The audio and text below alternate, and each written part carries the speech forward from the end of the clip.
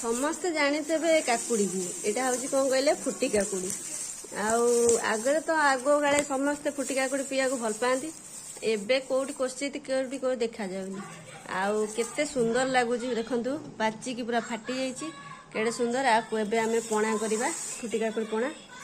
ଆଉ ଆକୁ ଖାଇଲେ ଯେମିତି ଏଇଟା ଲାଗେ କେମିତି କହିଲେ, ପୁରା ଲହୁଣୀ ଭଳିଆ। ଆଉ ଏବେ ଚାଲନ୍ତୁ ଏତେ ପଣା କରିବା, ଆଉ ଆମେ ସମସ୍ତେ ଫ୍ୟାମିଲି ପିଇବୁ। ଆସନ୍ତୁ ସମସ୍ତେ ଆମେ ପଣା ପିଇବା। ପଣା ପୁରା ରେଡି ହେଇଗଲାଣି, ଫୁଟି ପଣା।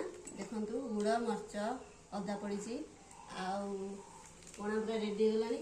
ଆସନ୍ତୁ ଯେ ପିଇବ ଫୁଟି ପଣା, ଖରାଦିନ ପାଇଁ ବଢିଆ ପଣା।